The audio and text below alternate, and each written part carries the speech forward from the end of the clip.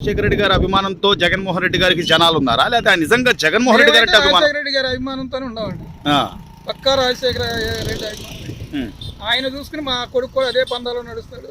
నాన్నగారు నువ్వు 2 అడుగులు వేసాడు, నేను 4 అడుగులు వేస్తాను అన్నాడన్న నమ్మకంతోనే మేము ముందుకు వెళ్ళాం. మా అంటే ఇప్పుడు కులాల ఇదిగా ఎత్తకూడదు కానీ పక్క పవన్ కళ్యాణ్కి వెళ్ళాలి మేమైతే లెక్క. అదేలేండి, మా నాయుడు కాపు వరకు. అవును, కానీ మేము అది కూడా ఎదిరించుకుని దీన్నే ఇచ్చేసాం. ఎందుకండి? ఎందుకు అంటే ఇప్పుడు ఎందుకంటే చెప్పాను కదా రాజశేఖర రెడ్డి గారి అభిమానమేనని. మరి ఆయన బాటలో వెళ్ళాడంటారా? ఆయన ఆశయాలు గానీ ఆయన బాట గానీ ఎక్కడా కనపడలే, నాకు ఎక్కడ కనపడలేదు. నాకు తెలిసి ఏంటంటే ఏ విషయాల్లో అంటారు? ఏ విషయాలు? ఆయన పందా వేరు, ఈయన పందా వేరు. రాజకీయ పందాయే మార్పు చూసాం కదా. అది అంటే జగన్మోహన్ రెడ్డి గారు ఎవరి మాట ఎనరు అనేది బయట ఉన్న మాట. మరి అంతమంది సలహాదారులు పెట్టుకుని కూడా ఆయన ఎందుకు? సలహాదారులు ప్రమేయమే జరిగింది కానీ అక్కడ ఈయన ప్రమేయం ఏముంది? లేదు. ఎమ్మెల్యే ఇప్పుడు మా ఎమ్మెల్యే ఉన్నాడు శివ గారు, ఆయన వ్యక్తిగతంగా మంచి వ్యక్తే కాదని మేము అనం.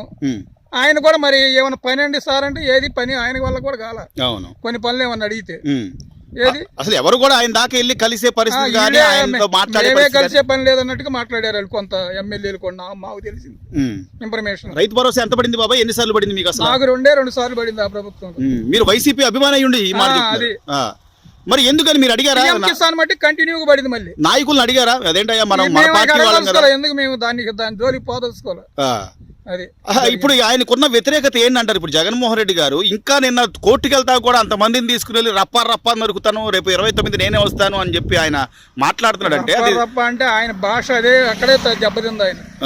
ఇప్పుడు రాజశేఖర రెడ్డి గారిది ఇప్పుడు ఏ నాయకుడు వెళ్ళినా నమ్మితే ఆయన కౌలించుకునేవాడు. ఈయన అట్టగా కనపడలే మాకు తెలిసి. అది ఆయన పందా వేరు, ఈయన పందా వేరు. మీరైతే పక్క వైసీపీ అభిమానే. వైసీపీ పక్కా బాగా మేము ఇద్దరం చేసిన అది. ఇప్పుడు ఎందుకని అంటే తెలిసి కూడా వల్లని కాదు, ఆయన పందా మార్పుగా ఉంది. పందా రాజశేఖర రెడ్డి గారి పందా ఆయన దగ్గర కనపడలే మాకు. అది ఇప్పుడు ఈ రోజు తల్లిని ఆదరించడం గానీ చెల్లిని ఆదరించడం గానీ లోపల అయ్యా వాళ్ళ కుటుంబ సమస్యలు ఓకే బాబాయ్, అట్లా ఓకే, కుటుంబ సమస్యలు వద్దు.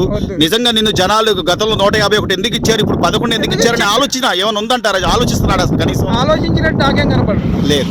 మరి రేపేంటి? మరి రేపు పరిస్థితి నేను వస్తాను అంటున్నాడు. 29 వస్తానని చెబుతాను. ఇప్పుడు నేను ప్రెసిడెంట్ గెలుస్తాను మా ఊళ్ళో బ్రహ్మాండంగా అనుకుంటున్నాను. అంటే సరిపోయిందా? ఇప్పుడు మా పక్క ఉండి మా తమ్ముడే నాకు.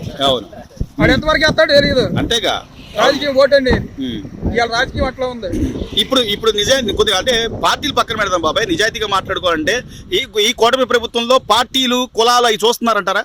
అంటే పథకాలకు సంబంధించి ఇంతవరకు ఏం తగలేదండి. అది ఇదేం తగల మాకు. మామూలుగా అందరికి నార్మల్ గా అందరికి అందుతున్నాయి సమానంగా. ఇప్పుడు మొన్న తల్లికి వందనం బ్రహ్మాండంగా వచ్చింది. ఎంతమంది ఉంటే అంతమందికి వచ్చినాయి పిల్లలకి.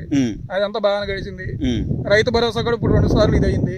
పెన్షన్లు కూడా బాగానే అందుతున్నాయి. టైంకే ఇస్తున్నారా సార్? పొద్దున్న టెన్షన్ గా లేచి తీసుకొస్తున్నారు. 1వ తారీఖు రైతుకు. కాకపోతే యూరియా కూడా అది ప్రభుత్వం సంబంధించింది, నాకైతే కాదు. ప్రభుత్వానికి సంబంధం ఏమి లేదు. యూరియా వాడటం కూడా సమంజసం. యూరియా వాడటం కూడా ఎక్కువైపోయింది. అది మనకే నష్టం భవిష్యత్తులో. అవును, నేను రైతుగా చెబుతున్నా. అదేలేండి, అది ప్రభుత్వం మీద అలగకూడదు నాకు తెలిసి. ఇప్పుడు నేను 40 కట్టలు వాడానంటే ప్రభుత్వం 80,000 సబ్సిడీ మనకి ఇస్తుంది. అవును, 2,000 రూపాయల సబ్సిడీ కట్టకే. అవును, 80,000 నాకు ఒక్కడికే ఇస్తుంది. అవును, మరి 80,000 ఇవ్వాలి. అంతేగా, ఎంత బాగుంది. ప్లస్ ఇక్కడ ఏమైంది, భూమి దెబ్బతింటుంది. కర్బనం శాతం అనేది అసలు లేదు ఇవాళ. రేపు మన పిల్లలకి ఏమి ఇస్తాం? భూమి అంతేగా, పండన భూమి ఇవ్వాలి. ఇప్పుడు మా తమ్ముడు వేసాడు అక్కడ చూసిరండి, సౌడ్ వచ్చి ఇది అయిపోయింది చేను, కౌలు చేస్తున్నాడు. అదంతా సౌడ్ అయిపోయి దెబ్బతింటుంది, పంట రావట్లేదు సరిగ్గా. సో నిజాయితీగా ఆలోచించే రైతు ఎవరో కూడా యూరియాని ప్రోత్సహించారు. అసలు యూరియా అనేది తక్కువ. ఇప్పుడు కొనేసి స్టాక్ పెట్టుకుంటున్నారు, మళ్ళీ పంటలకు వచ్చే పంటలు ఆ పంటలకి ఈ పంటలకి. ఇది ఎక్కడెక్కడ ఒకటి వచ్చింది సార్ మీకు. ఇక్కడ టెనెంట్ ఫార్మర్స్ ఎక్కువయ్యారు, సొంతదారులు తక్కువ. ఇప్పుడు నేను 10 ఎకరాలు నాకు సొంతం ఉంది. అదేలేండి, మా బాబు TCS లో జాబ్ చేస్తాడు, కంప్యూటర్ ఇంజనీర్. ఒక్కడే బాబు. మరి 10 ఎకరాలు నేను వదిలిపెట్టలే, నేను చేస్తున్నా. నేను ఆలోచిస్తాను సొంత రైతు కాబట్టి. నా భూమి చెడిపోతుంది, నేను ఏం చేసుకోవాలి ఏంటి.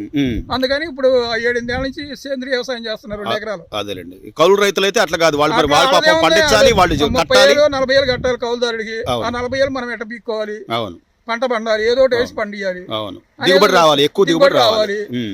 భూమి సారం ఏమైపోయినా పర్వాలా, అడిగి అనవసరం. చివరిగా ఒకే ఒక మాట అడగదలుచున్నాం మిమ్మల్ని. నిజంగా వైఎస్ రాజశేఖర రెడ్డి గారి అభిమానులు ఇప్పటికీ జగన్మోహన్ రెడ్డి గారితో ఉన్నారా? రేపు వచ్చే ఎన్నికల్లో కూడా ఆయనతో ఉండరు. ఉండరు. ఎందుకని అంటారు అంత స్ట్రాంగ్ ఎందుకు చెప్పగలుగుతున్నారు? నేనైతే నాకైతే నచ్చలేదు. నచ్చలా నేను ఒక టైంలో ఈయన మన జగన్మోహన్ రెడ్డి గారిని ఎదిరిస్తే పవన్ కళ్యాణ్ ఎవడరా అనే ఎగిరిన మనిషిని నేను. మా కాపు నాయకుడు అయ్యుండి పవన్ కళ్యాణ్ ఎవడరా ఏమో రాజశేఖర రెడ్డి కొడుకు బిడ్డరా, ఈయన ఆయనే పాలసీలో వస్తాడు అది ఇది అని ఎగిరిన మనిషిని నేను. ఇవాళ ఏం కనాలి? నమ్మకం పోయింది అది. ఇక ముందు కూడా అవకాశం లేదు అసలు. ఎక్కడ నువ్వు ఇప్పుడు మనం వెళ్ళి హైదరాబాద్ లో పడుకోవాల్సి వస్తుంది మన బిడ్డ వెళ్ళి. ఎందుకు? నువ్వు ఇక్కడ రాజధాని ఇచ్చావు, రాజధాని 3 రాజధానులు ఎనికన్నా నువ్వు చెప్పండి. మెయిన్ 33,000 ఎకరాలు నువ్వు శాసనసభలో నాకు కావాలన్నావే, మళ్ళీ 3 రాజధానులు ఎనికన్నా. పోనీ ఏమన్నా చేసాడా? పోనీ వైజాగ్ లో కానీ వైజాగ్ లో నువ్వు ఏమన్నా అది బల నిరూపణ చేసి మరి మోడీ గారితో ఒప్పించగలిగావా? అక్కడ ఏం చేసావా? ఏది లేదుగా. 3 కుంపట్లో పెట్టి ఇక్కడ 8 ఏళ్ళు నేర్పించావు, అక్కడ 4 నేర్పించావు. ఏంటిది? ఎక్కడ పెడితే అక్కడ బటన్ నొక్కుతున్నాను అంటావు. ఇప్పుడు చివరిది బటన్ నొక్కేది పిఎం కిసాన్ పడినాక, మాకు పిఎం కిసాన్ 4 రోజులు పడినాక ముందు తర్వాత వచ్చి 22 కోట్లు 3 కోట్లు ఖర్చు పెట్టుకుని ఈ తెనాలి వచ్చి బటన్ నొక్కాడు. ఎందుకది ఖర్చు? మళ్ళీ హెలికాప్టర్లు మంగళగిరి నుంచి తెనాలి. ఇవన్నీ ఏంటిది? సో ఇదంతా ప్రజాధనమే కదా బాబాయ్, ప్రజాధనం, ప్రజల సొమ్మే.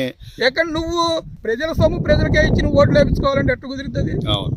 నువ్వు ఇదిగో ఈ రోడ్డు ఉంది మాకు, అప్పుడు రాజశేఖర రెడ్డి గారి టైంలో మనోహర్ గారు ఎమ్మెల్యే ఉంటే నేనే అడిగా, ఆదర్శ రైతుకు ఉన్నప్పుడు రాజశేఖర రెడ్డి గారి టైంలో ఆదర్శ రైతులో ఉండి, సార్ మాకు ఈ రోడ్డు కొన్ని వేల బస్తాలు దీని మీద రావాలి, మీరు రోడ్డు ఇచ్చేయాలని మీరు చివరికైనా సరే అంటే ఎలా అంటున్నారంటే నవ్వాడు ఆయన.